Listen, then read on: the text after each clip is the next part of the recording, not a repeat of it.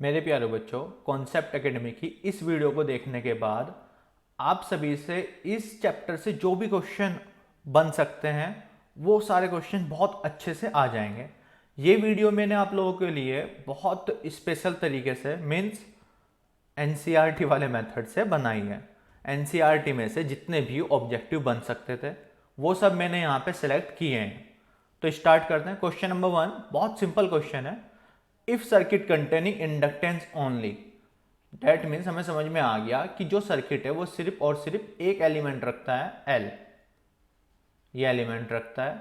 अगर वो ये एलिमेंट रखता है तो करंट क्या होगा?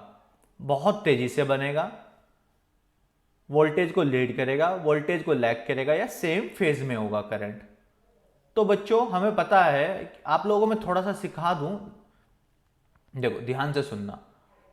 मैं ये चाहूंगा कि एक एक क्वेश्चन आप लोगों को सारे कॉन्सेप्ट समझाएं। कॉन्सेप्ट है यहाँ पे सिविल। क्या कॉन्सेप्ट है? सिविल। सिविल के अंदर हमें सी दिखा और एल दिखा। हमें सिविल के अंदर सी दिखा और एल दिखा। तो सी के केस में पहले कौन आ रहा है? आई और V. That means current lead कर रहा है वोल्टेज को, लीड वोल्टेज। और एल के केस में कौन आ रहा है? V I. That means voltage lead कर दिए करंट को। और इस केस में, सिविल के केस में, यहां पे बच्चों क्या हमें आर दिखा? नहीं ना। तो आर मतलब जीरो, और जीरो का मतलब वोल्टेज और करंट मतलब एंड सेम फेज में होंगे। किस में होंगे? सेम फेज में। तो देख लो बच्चों,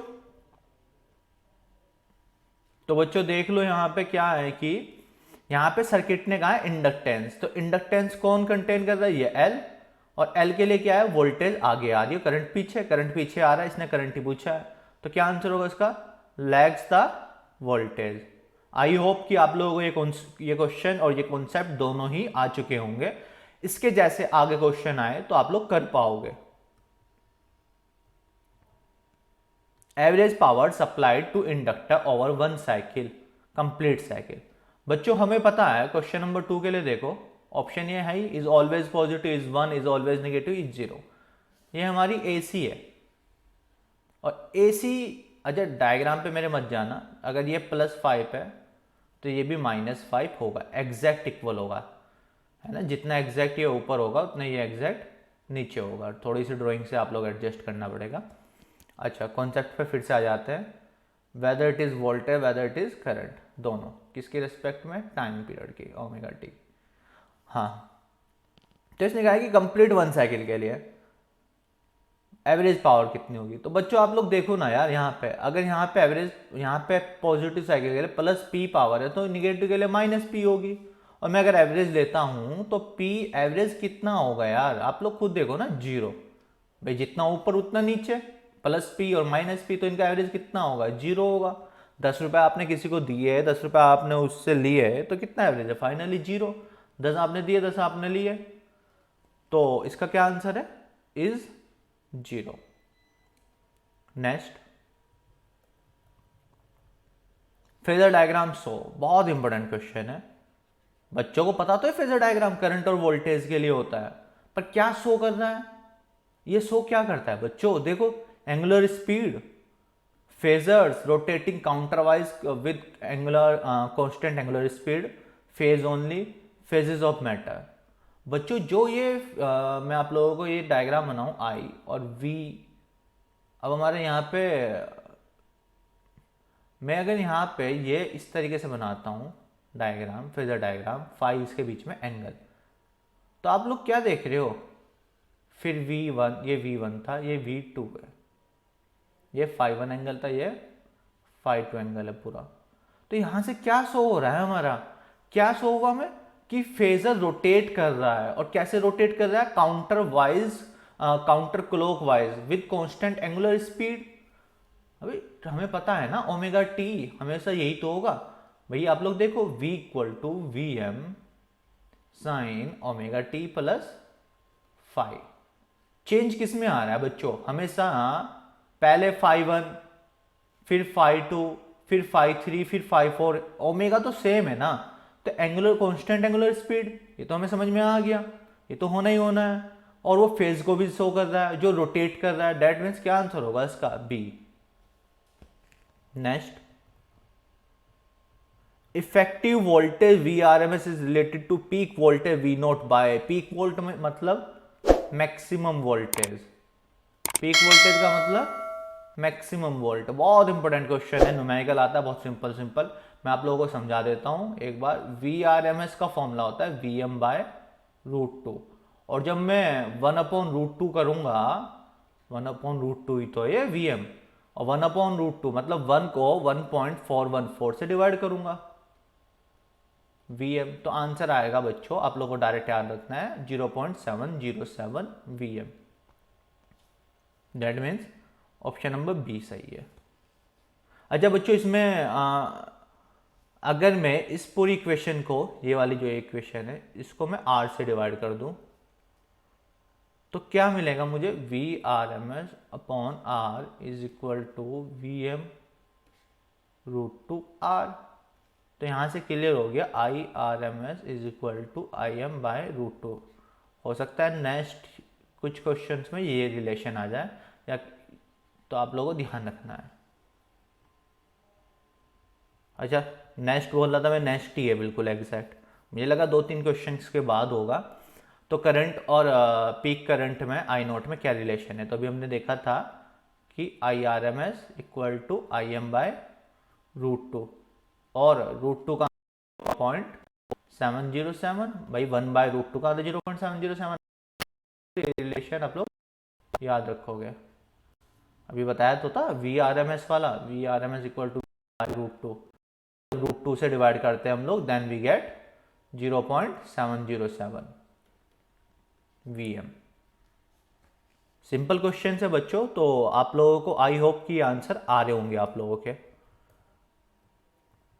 If Im is maximum current, then average value of power dissipate in a resistance over a cycle.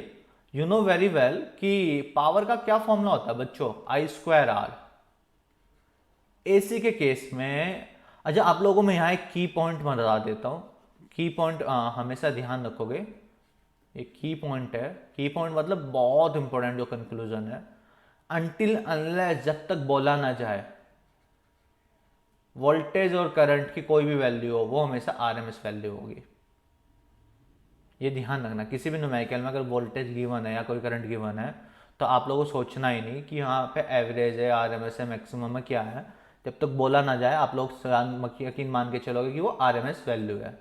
अच्छा, तो यहाँ पे ये P इक्वल टू I² मतलब आई आरएमएस वैल्यू का स्क्वायर है, और हमें पता है कि इस रिलेशन में आई एम गिवन है, तो भाई I M by root two I R M S का भी फॉर्मूला होता है, 2-3 बार हम देख चुके हैं, इसका स्क्वायर कर दो, कर निकाल लो, तो रूट टू का स्क्वायर 2 I² एम आर। अब ये चेक कर लो कौन सा है,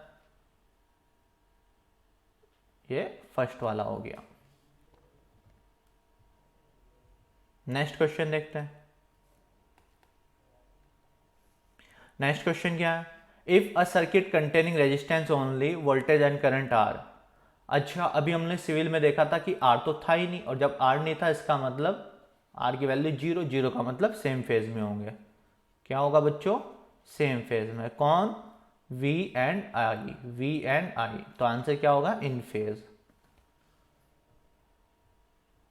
alternating current is so called because, alternating current क्यों कहते हैं, हमें पता है अल्टरनेटिंग करंट इसलिए कहते हैं क्योंकि पहले ये साइकिल अल्टरनेट होती रहती है, एंड सो ऑन चलती रहेगी ये साइकिल, पहले प्लस फिर माइनस फिर प्लस फिर minus.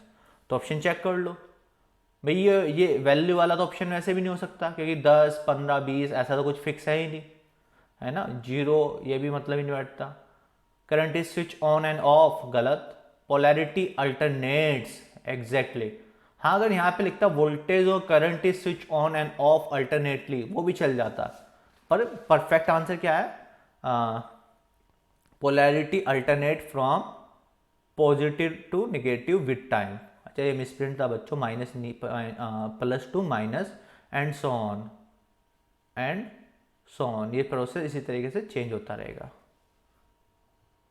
Next, the main reason for preferring usage of AC voltage over DC voltage. क्या मेन रीजन है कि आप एसी को प्रीफर कर रहे हो डीसी के बदले?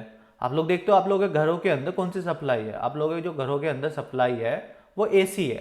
तो ये पूछ रहा है ऐसा क्या रीजन है कि एसी यूज कर दो। There are no DC generator, क्योंकि डीसी जनरेटर होते ही नहीं। अबे होते हैं, किसने कहा? DC uses alternator whereas AC uses generator. अबे बिल्कुल गलत। DC batteries are of low voltage, नहीं, बड़ी भी बना सकते हो। AC voltage can be easily and efficiently converted one voltage to other by means of transformer. देखो बच्चों, आप लोगों को पता है ट्रांसफार्मर क्या काम करता है, वोल्टेज को चेंज करने का। Step up transformer, step down transformer, step up transformer और स्टेप डाउन ट्रांसफार्मर, ये तो पता ही है आप लोगों को। फिर स्टेप अप क्या करता है, वीएस सेकेंडरी में बढ़ा देगा वीपी से, और स्टेप डाउन क्या करेगा कि सेकेंडरी की वोल्टेज डाउन कर दी। क्या रीजन है इसका? इसका क्या रीजन है? क्योंकि सेकेंडरी के टर्न्स स्टेप अप का मतलब उस ज़्यादा होंगे और स्टेप डाउन में सेकेंडरी के टर्न्स कम होंगे। तो कॉन्सेप्ट तो बच्चों यही है कि टर्न्स की वजह से फ़र्क पड़ रहा है। किसकी वजह से? नंबर ऑफ टर्न्स की वजह से, वोल्टेज कम ज़्यादा जो हो रही है तो हम लोग एफिशिएंटली कन्वर्ट कर सकते हैं। क्यों? आप लोगों को ये भी पता होना चाहिए अगेन कि 90% से ज़्यादा एफिशिएंसी होती है। जो एफिशिएंसी है 90% से ज़्यादा होती है, ऑलमोस्ट 95-98% ट्रांसफार्मर की। तो अगर आप लोगों से ये भी पूछ लिया जाए तो आप लोगों को ये भी पता होना चाहिए कि ट्रांसफार्मर की एफिशिएंसी 95%, 90%, 98% इतनी एफिशिएंसी भी होती है। इसके अपोजिट आप किसी भी डिवाइस पे चले जाओ, सबकी एफिशिएंसी 50, 60, 70% होती है, पर सबसे ज़्यादा मैक्सिमम एफिशिएंसी ट्रांसफार्मर देता है। तो आप लोगों को ये पता होना चाहिए। आप लोगों को समझा दिया मैंने, step up step down transformer concept भी बता दिया। अच्छा, जब स्टेप अप ट्रांसफार्मर है वोल्टेज बढ़ाएगा तो सेम उसी टाइम पे करंट को वो कम कर देगा, और यहाँ पे जब वोल्टेज कम करी तो इसका मतलब यहाँ पे करंट बढ़ जाएगा। अभी कॉमन सी बात है ना बच्चों, ट्रांसफार्मर के लिए पावर कांस्टेंट होती है, और दूसरी चीज़ क्या कांस्टेंट होती है? फ्रीक्वेंसी। अगर आप लोगों से कोई पूछ ले कि क्या क्या कांस्टेंट होता है तो आप लोग बोलोगे फ्रीक्वेंसी एंड पावर। अब पावर कांस्टेंट कम होगी जब वोल्टेज बढ़ी और करंट कम हुआ, तभी तो कांस्टेंट हुआ P इक्वल टू वी आई। अबे फॉर्मूला होता है ना, P इक्वल टू वी आई। अगर आप ये बढ़ाओगे V तो I कम करोगे, तभी तो पावर सेम रहेगी। अगर आपने I को बढ़ा दिया तो फिर V कम कर दो, है ना, दोनों का प्रोडक्ट है। तो एक को बढ़ाया एक को कम कर दो, सेम ही बात है। समझे आप लोग बच्चों? देखो 10x1 कर लो चाहे 5x2 कर लो, कि आपने वोल्टेज बढ़ाई 5 से 10 की तो करंट कम कर दिया। अगर आप करंट बढ़ा रहे हो 2 तो वोल्टेज कम कर दो, तभी तो कांस्टेंट रहेगा वो। ये समझ में आया step up step down transformer का भी कॉन्सेप्ट? आई होप कि आप लोगों से सब आता होगा। Domestic power supply in India, बहुत domestic power supply in India is, हमें पता है कि 50 हर्ट्ज तो फ्रीक्वेंसी होती है इंडिया के अंदर फिक्स। वेदर आप फैन यूज़ कर रहे हो, बल्ब यूज़ कर रहे हो, या कोई भी डिवाइस यूज़ कर रहे हो अदर, सबके सब डिज़ाइन किए जाते हैं 50 हर्ट्ज के लिए, फ्रीक्वेंसी के लिए। ये क्लियर हो गया। दूसरी बात, अब यहाँ पे सीन आया वोल्टेज कितनी है बच्चों, 220 वोल्ट या फिर कभी कभी 230 वोल्ट, ये भी लिखा हुआ होता है। तो ये आंसर है इसका। अच्छा, फिर बात है जी सर आपने वोल्टेज बता दिया, आपने फ्रीक्वेंसी बता दी, करंट को क्यों छोड़ा? तो बच्चों वी नो क्या कॉन्सेप्ट है, करंट डिपेंड करता है लोड पे, कि लोड कैसा है, डिपेंड्स ऑन लोड। तो अगर आप एसी की बात करोगे, एसी मतलब अल्टरनेटिंग करंट नहीं, एयर कंडीशनर, एसी जो यूज़ करते हैं एयर कंडीशनर, वो 5 एम्पियर तक करंट ले लेता है। और आप अगर फ़ैन की बात करोगे तो वो 1 एम्पियर तक का करंट ले लेता है। और अगर आप बल्ब की बात करोगे तो वो 0.5 एम्पियर तक की बात करेगा। अगर आप प्रेस की बात करोगे तो वो 2 एम्पियर के आसपास, गीज़र भी 2 एम्पियर के आसपास, ये सब। तो क्लियर है? तो इसका क्या आंसर होगा? 220 volt 50 hertz. Now question number 11, a pair of slip ring is use in. बच्चों ये आपने क्लास 10th में भी पढ़ा था कि दो टाइप के जनरेटर होते हैं, एक एसी एक डीसी। अगर एसी की बात आई तो स्लिप रिंग्स, और अगर डीसी की बात आई तो स्प्लिट रिंग्स। ये आप ध्यान रखोगे, बहुत इंपॉर्टेंट है ये भी। तो क्या आंसर है इसका, स्लिप रिंग का एसी। अच्छा इक्वेशन क्या थी, इक्वेशन भी बताओ मुझे एसी के लिए। जो जनरेटर एसी जनरेटर में E equal to E naught sine omega T, और ई नॉट की value N B A omega sine omega T. ठीक है, ये तो पूरा एक फंक्शन है, sine trigonometric function. The core of a transformer is laminated to. हमें पता है ट्रांसफॉर्मर के अंदर 95% एफिशिएंसी है, या 90% एफिशिएंसी, 95 मान लो। तो 5% क्या हुआ, 95% एफिशिएंसी का क्या मतलब है। 95% जो एफिशिएंसी है, E double F I C I E N C Y, efficiency है, इसका क्या मतलब, इसका मतलब है output by input. That means अगर आप 100 इनपुट दोगे तो आपको 95 आउटपुट मिला, इसी को एफिशिएंसी बोलते हैं। 90% आउटपुट मिला 100 इनपुट देने के बाद, तो 90% एफिशिएंसी।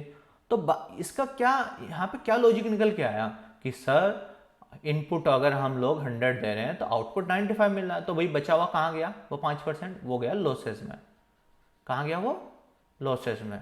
तो लॉसेस जो बहुत सारे टाइप के होते हैं, तो ट्रांसफॉर्मर में हम लोग 5% लॉसेस वो लॉसेस बचाने की कोशिश करते हैं। और वो कौन सा लॉसेस बचाते हैं हम लोग, लैमिनेशन करके एडी करंट लॉसेस। उसका ध्यान रखना है, एडी करंट लॉसेस। नेक्स्ट,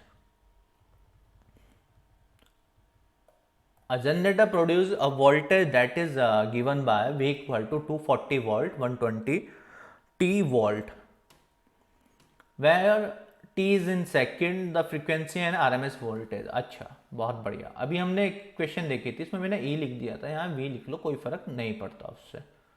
अबे नंबर ऑफ बनाना किसी न्यूमेरिकल में x की जगह y मान लिया तो क्या आंसर चेंज होगा मैथ्स में, नहीं ना। फिर अब यहाँ से अगर मैं कंपेरिजन करूँ इस इक्वेशन को, तो ओमेगा की वैल्यू कितनी आ रही है करके देखो, 120। यहाँ ओमेगा टी है ना, वहाँ 120 टी है।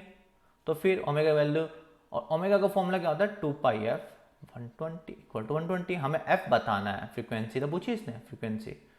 तो भाई f की वैल्यू निकाल लो, 120/2 60 अपॉन पाई, पाई का मतलब 3.14। अब हमें वहाँ पे कैलकुलेटर या मोबाइल तो मिलेगा नहीं एग्जाम टाइम में, तो हमें अप्रोक्सीमेट कैलकुलेशन करनी आनी चाहिए कि अगर 60 को 3 से डिवाइड कर दे तो 20, और 0.14 से और डिवाइड करेंगे तो 20 से हल्का सा कम, यानी कि अप्रोक्सीमेट 19 के आसपास, 19 हर्ट्स। देख लो, यानी कि बी और सी बचे, बाकी सब तो ये और ये तो बिल्कुल अलग हो गया। अब चेक कर सकते हैं इसको वी से। अच्छा इसने RMS वैल्यू पूछी है, ये वी नोट क्या होता है, मैक्सिमम वैल्यू। वी नोट क्या है, maximum value. You know very well V RMS equal to V naught by 2 √2 या VM बाय √2। रिप्रेजेंटेशन ही तो करनी है, कुछ √2 से वी नोट से करते, कुछ VM से करते हैं। 1 अप टू 40 को जब मैं √2 से डिवाइड करूँगा, यानी 1.414 से, तो जो आंसर आएगा बच्चों 1.14 से आप डिवाइड करके देखोगे तो वो आंसर आएगा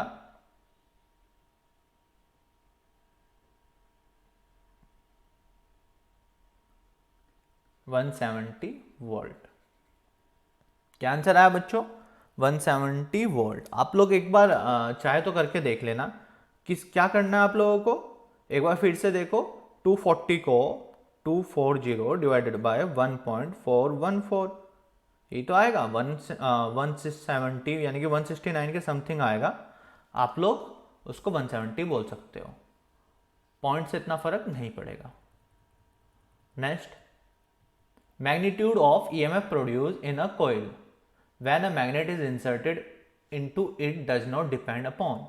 अगर आप ये देखो, ये एक कोयल है जो रोटेट हो रही है, और ये मैग्नेट है नॉर्थ और साउथ पोल। अब ये कह रहा है कि magnitude of EMF produce in a coil, इस कोयल के अंदर जो A B सीडी कॉइल है, इसके अंदर जो ईएमएफ वोल्टेज प्रोड्यूस हो रही है किसी मैग्नेट को इंसर्ट करने से, वो किस पे डिपेंड नहीं करेगी, किस पे डिपेंड नहीं करेगी। अच्छा हमें पता है बच्चों, फॉर्मूला चेक कर लो एक बार, E equal to E naught sine omega T, N B A omega sine omega T. तो यहाँ से क्या समझ में आ रहा है, एंगुलर स्पीड इस पर डिपेंड करती है, ये ना, इस पर तो डिपेंड कर दी है, यानी कि गलत हो गया। इसने कहा कि इस पर डिपेंड नहीं करती। फिर बी मैग्नेट पे, मैग्नेटिक मोमेंट ऑफ मैग्नेट, इस पर डिपेंड कर दी है। फिर एन नंबर ऑफ टर्न्स, इस पर भी डिपेंड कर दिया। इसने कहा कि इस पर डिपेंड नहीं करती, तो यहाँ पे आर नहीं है रेजिस्टेंस, यानी कि बी आंसर हो गया। क्या आंसर हुआ, बी, इस पर डिपेंड नहीं करती। Next, Lenz law is consequence of law of conservation of E equal to minus N D phi over D T. ये लेंज लॉ होता है। ये क्या है बच्चों, लेंज लॉ। तो ये किस लॉ ऑफ कंजर्वेशन में डिपेंड करता है। आप लोगों को पता है वोल्टेज चेंज हो रही है, एनर्जी में कन्वर्जन हो रहा है, कैसे, मैकेनिकल से इलेक्ट्रिकल और इलेक्ट्रिकल से मैकेनिकल, दैट मीन्स एनर्जी। इसका आंसर हो गया D. Energy dissipate in LCR circuit is, energy किस में डेसिपेट हो रही है बच्चों, आप लोग सोचो एनर्जी किस में डेसिपेट। अब इसमें ना ऑप्शन क्या क्या है आप लोगों के पास, एक है एल, एक है सी, एक है आर और एक है ऑल ऑफ द अबव। तो ये कह रहा है कि किस पे आप लोग सोचो थोड़ा सा, क्या आंसर होगा आप लोगों का। बच्चों देखो ना आप लोग, क्या आंसर हो सकता है। हमें पता है कि LCR सर्किट के अंदर जो L और C के लिए है, ये L के लिए और C के लिए, ये जो एवरेज पावर है वो 0 हो जाती है अगर प्योर L हो प्योर C हो, क्योंकि वो जितनी एनर्जी लेगा उतनी वापस कर देगा। दैट मीन्स कौन बचा उसके अंदर अब, R। तो क्या आंसर होगा इसका, R ओनली।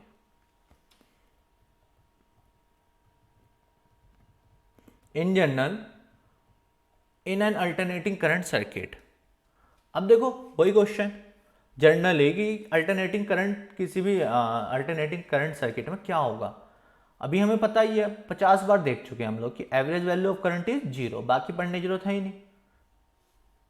अच्छा देख लो, फिर भी average value of square of current गलत, एवरेज पावर डेसिपेशन गलत, the phase difference between voltage and current is 0 गलत। कहाँ है इसका आंसर, कहाँ होता है, आर में, आर में 0 होता है phase difference. Next, a 20 volt AC is applied to a circuit consisting of a resistance and a coil with a negligible resistance. If voltage across the resistance is 12, the voltage across the coil is। अच्छा चलो बहुत बढ़िया, इस question को solve करते हैं।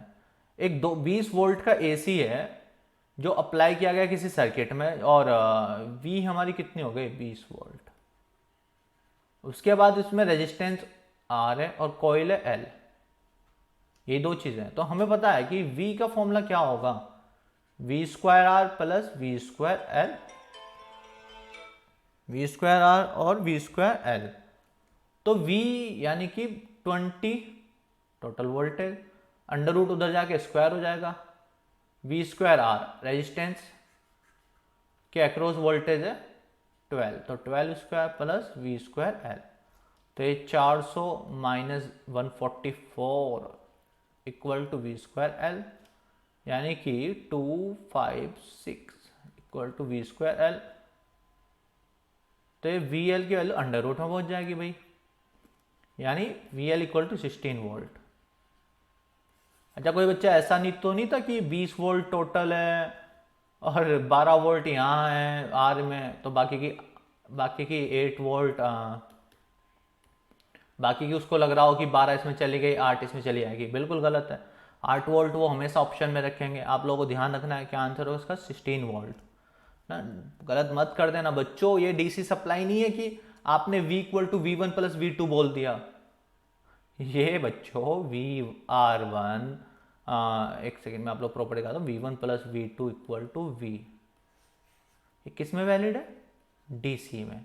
पर ये AC के अंदर कौन सा वैलिड है, ये वाला, क्लियर।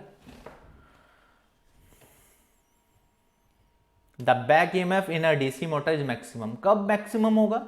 जब मोटर अपनी पूरी स्पीड पे चल रहा होगा, जब मोटर को भी स्टार्ट किया होगा, जब मोटर ने स्पीड बढ़ानी स्टार्ट की हो, या मोटर स्विच ऑफ हो चुका हो। बच्चों बैक ईएमएफ कब ज़्यादा होगा यार? आप लोग खुद सोचो ना, ईएमएफ की इक्वेशन क्या होती है? N B A omega sine omega T. Whether it is back EMF और जनरेटिंग ईएमएफ कोई फर्क नहीं पड़ता, दोनों के लिए सेम इक्वेशन है भाई। वोल्टेज तो वोल्टेज ही है, तो किस पे डिपेंड कर रहा है? स्पीड पे। तो पिकअप मैक्सिमम स्पीड।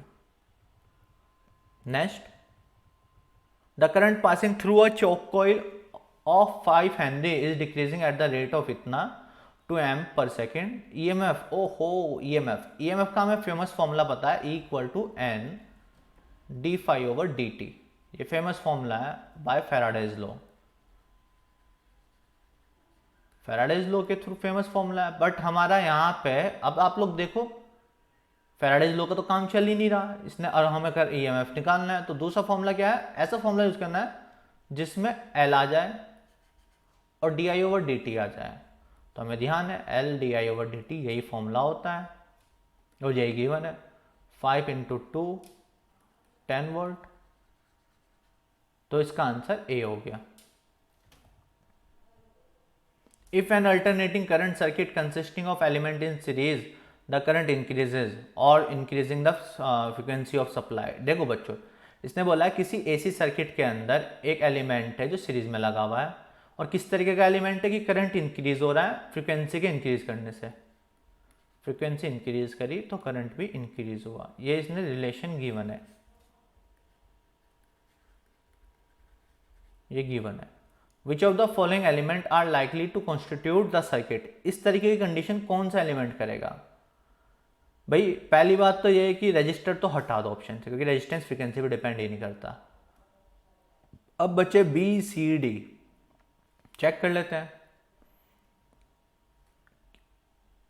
अच्छा, सी का सीन देखते हैं पहले तो। एक्स सी का क्या मतलब होता है? 1/2 पाई एफ सी। वेरी गुड, आप लोगों को पता है।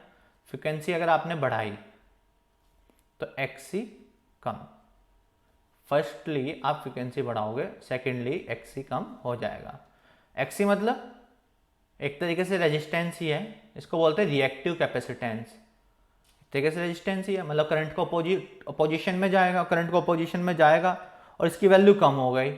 अपोजिशन कम हुआ तो जाहिर सी बात है करंट बढ़ेगा, और यही तो इसमें कहा था कि फ्रीक्वेंसी के बढ़ने से करंट बढ़ना चाहिए, गिवन यही था। तो अच्छा, अब बात है कि कैपेसिटर तो इसका आंसर सही है, पर इसने ऑप्शन में दो फंसा दिया हमें, बी और सी बोल दिया इसने, मतलब रजिस्टर और कैपेसिटर का कॉम्बिनेशन या कैपेसिटर ओनली। अगर बच्चों चेक करते हैं, अच्छा जेड का फॉर्मूला आर एंड सी के लिए, सी के लिए तो बिल्कुल सही है कॉन्सेप्ट। अब आर और सी के लिए चेक करते हैं दोनों के कॉम्बिनेशन में क्या होगा formula? √r² plus X square C, यानी कि जेड डिपेंड कर रहा है एक्सी पे और एक्सी हमारा कम हो रहा है, तो जेड भी हमारा कम होगा, जेड हमारा कम होगा तो करंट हमारा बढ़ेगा। तो आर और सी के लिए भी सही बैठ रहा है और ओनली सी के लिए भी सही बैठ रहा है, तो क्या आंसर होना चाहिए इसका? डी, बोथ बी एंड सी। समझ में आया ना बच्चों? जिस क्वेश्चन में आप लोगों को डाउट लगे या कुछ भी प्रॉब्लम हो तो मुझे कमेंट सेक्शन में लिखो और बताओ।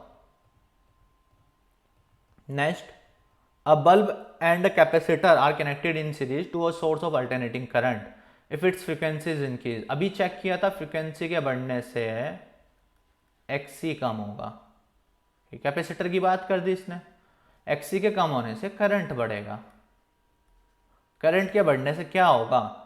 बल्ब मोर इंटेंसली जलेगा, बिल्कुल सही। बल्ब कम इंटेंसली जलेगा, अब करंट बढ़ेगा तो बल्ब और ज्यादा जलेगा।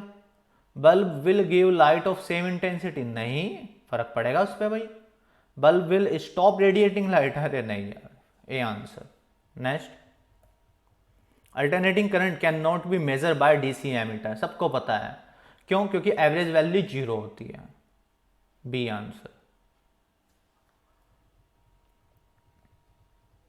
The resistance of a coil for DC is in ohm in an AC resistance क्या होगा? अगर डीसी के अंदर रेजिस्टेंस ओम्स में गिवन है, तो ये कह रहा है एसी के अंदर वही रेजिस्टेंस क्या होगा।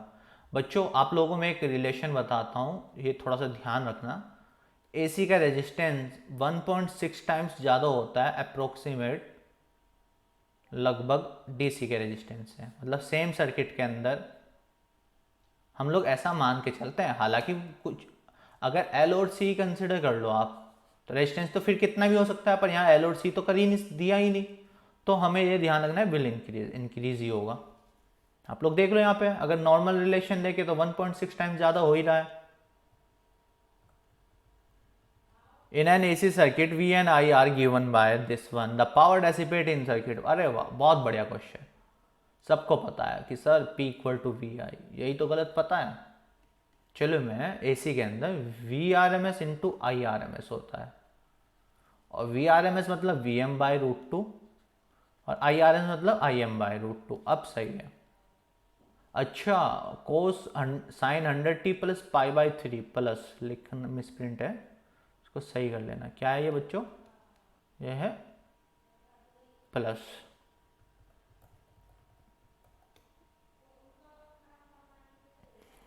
तो इससे क्या प्रूफ हो रहा है? इससे ये प्रूफ हो रहा है कि आपको V R M S I R M S के साथ कोस फाइव भी लेना पड़ेगा। इसको पावर फैक्टर बोलते हैं, और कोस फाइव मतलब पाई बाई 3 सॉरी। तो वैल्यू रखो 100, V M sine omega T, I M sine omega T plus 5, 100/2। अच्छा, ये क्वेश्चन तो वही वाकई में बहुत कमाल का क्वेश्चन है।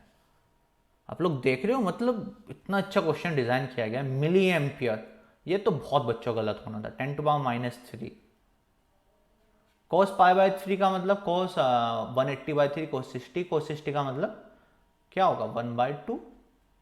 10⁻³ किससे? 2 जीरो और ये जीरो, ये कैंसिल आउट, तो 10/2 5, और 5/2 2.5 वाट। ज़्यादातर बच्चे इसमें 5 वाट लगाते हैं, पर इसका क्या आंसर है? 2.5। AC capacitor, AC generator is based on the principle of, सबको पता है। एसी जनरेटर किस पे बेस्ड होता है? ऑप्शन देखो, पोटेंशियल एनर्जी नहीं भाई, इलेक्ट्रोमैग्नेटिक डिफरेंस नहीं, पोटेंशियल डिफरेंस नहीं, तो क्या आंसर है हमारा? इलेक्ट्रोमैग्नेटिक इंडक्शन, ईएमआई पे। और क्या फॉर्मूला है वो? E = N dφ/dt। मतलब मैग्नेटिक फ्लक्स में जब भी चेंज होगा तो वहाँ पे ईएमएफ इंड्यूस हो जाएगा। बहुत बढ़िया। नेक्स्ट देखो, नेक्स्ट क्या है? If a coil is place perpendicular to the field line, then number of line passing through coil are. अगर आपने ये देखो, ये हमारी मैग्नेट थी, और यहाँ पे एन और एस, यहाँ पे अगर मैंने परपेंडिकुलरली ऐसे कर दी किसी कॉइल को, तो इसका मतलब मैग्नेटिक फील्ड लाइन जो पास हो रही थी वो मैक्सिमम कट होगी। इसने यही कहा है कि place perpendicular to the field lines, then number of line passing through the coil are maximum. क्या होंगी? मैक्सिमम होंगी उससे पास। क्लियर बच्चों? अगर मैं अच्छे से पैरेलल रख देता एग्जाम में, तो लाइन सारी पास हो जाती, ऊपर से नीचे से हो सकता है एक आधी लाइन रुक जाती है ना। तो इसका फिर क्या आंसर होता? मिनिमम। कब कब होता बच्चों मिनिमम आंसर? ये कब होता? अगर आप पैरेलली प्लेस कर दो। ठीक। नेक्स्ट देखो, which of the following statement is true about AC generator? कौन सा है? It works on the principle of electromagnetic induction, a pair of. यार ये तो बिल्कुल सही है। अच्छा, अगर देखो अब हम लोग जल्दी जल्दी में अगर ए पढ़ें और बाकी के छोड़ दें तो यहाँ पंगा है पढ़ना। अच्छा, next, a pair of slip ring are use in AC generator, ये भी सही है। देखा गड़बड़ हुई थी ना। It converts the mechanical energy into electrical. अबे जनरेटर में हम लोग यही तो बोलते हैं कि शादी ब्याह में छोटू को बोलते हैं जहाँ हत्ती मार दे, और वो हत्ती मारने के बाद, हत्ती मारी मतलब उसने घुमाया, घुमाने का मतलब मैकेनिकल एनर्जी थी, और मैकेनिकल एनर्जी लेने के बाद क्या होगा? शादी में डिस्को शुरू, और डिस्को कब शुरू होगा? जब वहाँ पे इलेक्ट्रिकल एनर्जी मिले। डैट मीन्स मैकेनिकल इलेक्ट्रिकल में कन्वर्ट करना है, तो तीनों सही, और तीनों सही का मतलब ऑल ऑफ द अबव। तो इसका क्या आंसर है? इसका आंसर है डी। नेक्स्ट,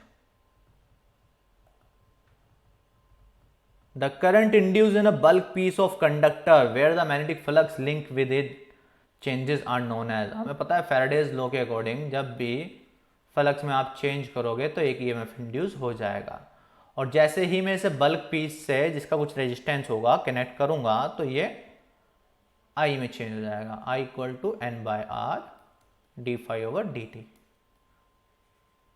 सॉरी इनटू, जाहिर सी बात है ना, पूरी इक्वेशन को यहाँ पे भी आर से डिवाइड कर दो और इसको भी आर से डिवाइड कर दो, तो ई बाय आर का मतलब करंट और एन बाय आर तो है ही, तो क्या हो गया करंट बनेगा। और इस करंट को क्या बोलते हैं हम लोग, एडी करंट। क्या बोलते हैं इसको हम लोग, एडी करंट। क्यों बोलते हैं एडी करंट बच्चों, क्योंकि ये एडी की फॉर्म में होता है। देखो आप लोगों मैं डायग्राम बनाऊं, क्योंकि ये बल्क पीस है तो ये ना कुछ इस तरीके से बनेगा।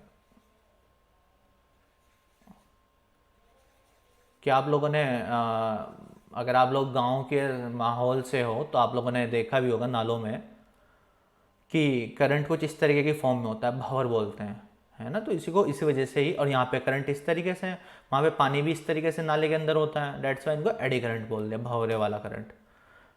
Question number 30, a 100 ton coil of area 0.10 meter square, the coil rotate at a revolving per second and it is placed in a uniform magnetic field of 0.1 Tesla perpendicular to the axis of rotation of the coil. What is the maximum voltage generated in the coil? सोचो बच्चों इसमें क्या हो सकता है, आप लोग सोचो क्या हो सकता है, नहीं तो फिर मैं कराऊंगा ही। तो क्या आप लोगों के कुछ मन में आ रहा है, क्या आप लोगों को कोई फॉर्मूला याद आ रहा है, कौन सा फॉर्मूला याद आया? ओहो, तो सही, सबके सब सही सोच रहे हैं कि सर आपने बार बार एक ही फॉर्मूला पढ़ाया, बोला equal to E naught. E naught का मतलब N B A omega sine omega T, यही तो। फिर मैक्सिमम वोल्टेज पूछी तो एन बी ए ओमेगा से मतलब है मुझे ई note, N B A omega ये फाइंड करना है। एन कितना है, नंबर ऑफ टर्न्स 100, बी कितना है मैग्नेटिक फील्ड, अच्छा बी पंगा कर रहा है आप लोगों के लिए, बी कितना होगा बच्चों 0.01 टेस्ला। क्यों पंगा करेगा, ये भी गिवन है। एरिया कितना है 0.10, ओमेगा नहीं गिवन है, क्या गिवन है, नहीं ना, तो 2 पाई एफ यूज कर लो। अच्छा 2 पाई एफ का मतलब है फ्रिक्वेंसी, हाफ रिवॉल्यूशन पर सेकेंड, एक सेकेंड के अंदर कितना रिवॉल्यूशन कर रहा है वो हाफ, तो डेट मीन 0.5 हो गया एफ की वैल्यू। इसका थोड़ा सा ध्यान रखना बच्चों, स्टार बना देता हूँ मैं इसलिए कि इस टाइप का क्वेश्चन आप लोगों को फंसा देगा फ्रीक्वेंसी की वजह से। जब हम लोग इसे सोल्व करेंगे, कैलकुलेशन करेंगे, आप लोग बहुत सिंपल कैलकुलेशन है, परेशान क्यों जाते हो, ये इससे कैंसिल आउट पूरा पूरा, अब 100 आएगा नीचे, डेसिमल को हटाओगे तो 100 से 100 कैंसिल आउट, यहाँ पे फिर से 100, 0 से 0 कैंसिल आउट, एक 0 बची, यहाँ पे फिर से कैंसिल आउट एक 0, तो क्या आ रहा है 2 पाई इंटू 5/100, 2 0 हो गए ना बच्चों, एक ये और एक ये 100, इसलिए 5 और 2, 5 इंटू 2 10, तो एक 0 और कैंसिल, यानी कि 3.14 पाई की वैल्यू होती है अपॉन 10, तो क्या आंसर आ गया 0.314 वोल्ट। अच्छा बच्चों इसका पार्ट 2 भी है इस वीडियो का, उसमें बाकी के 30 ऑब्जेक्टिव होंगे, उसके लिए आप लोग इस वीडियो को सेकंड पार्ट को देख लेना। Thank you class.